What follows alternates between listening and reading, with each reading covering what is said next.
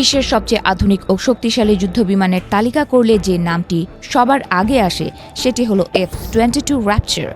যুক্তরাষ্ট্রের তৈরি এই পঞ্চম প্রজন্মের স্টেলথ ফাইটার জেটকে অনেকেই আকাশযুদ্ধের গেম চেঞ্জার বলে মনে করেন। অত্যাধুনিক স্টেলথ প্রযুক্তি, শক্তিশালী রাডার, উন্নত সেন্সর এবং সমন্বিত অ্যাভিওনিক্স ব্যবস্থার কারণে এটি আজও মার্কিন বিমান বাহিনীর প্রধান শক্তির অন্যতম স্তম্ভ। কিন্তু প্রশ্ন হচ্ছে, এত উন্নত একটি যুদ্ধবিমান কেন যুক্তরাষ্ট্র অন্য দেশের কাছে বিক্রি করে না? প্রথমত, বিষয়টি সম্পূর্ণভাবে জাতীয় নিরাপত্তার সঙ্গে জড়িত। F-22 র্যাপচারের সবচেয়ে বড় শক্তি হল তার স্টেলথ সক্ষমতা। এর বিশেষ নকশা এবং রাডার শোষণকারী উপাদান শত্রুপক্ষের রাডারে ধরা পড়ার সম্ভাবনা অত্যন্ত কমিয়ে দেয়। একই সঙ্গে এর উন্নত সেন্সর ব্যবস্থা শত্রুকে আগে শনাক্ত করতে এবং আগে আঘাত হানতে সক্ষম করে।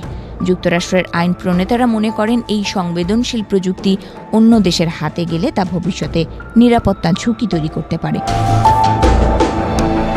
2000-এর দশকে মার্কিন কংগ্রেস একটি আইন পাশ করে যার মাধ্যমে F-22 রপ্তানি সম্পূর্ণ নিষিদ্ধ করা হয়।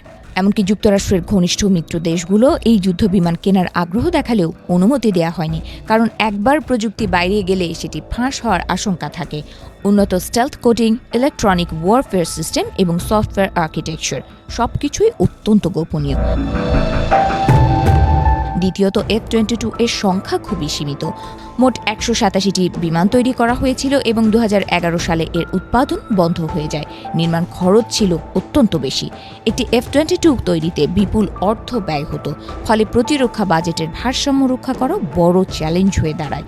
পরিবর্তিত প্রতিরক্ষা কৌশল এবং অন্যান্য প্রকল্পে বিনিয়োগের প্রয়োজনীয়তার কারণে শেষ পর্যন্ত উৎপাদন সীমিত রাখা হয়।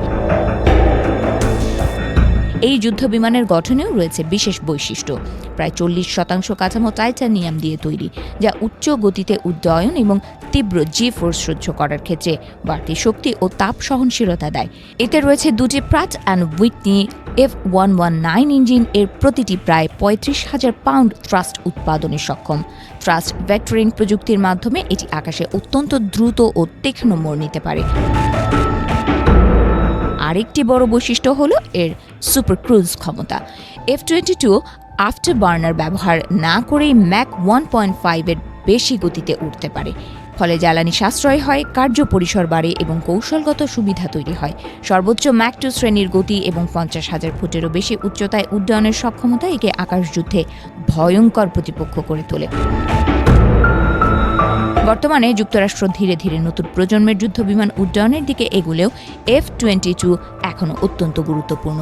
নিয়মিত সফটওয়্যার আপগ্রেড, উন্নত অস্ত্র সংযোজন এবং ডিজিটাল ওয়ারফেয়ার সক্ষমতা বাড়ানোর মাধ্যমে এই বহরকে আধুনিক রাখা হচ্ছে।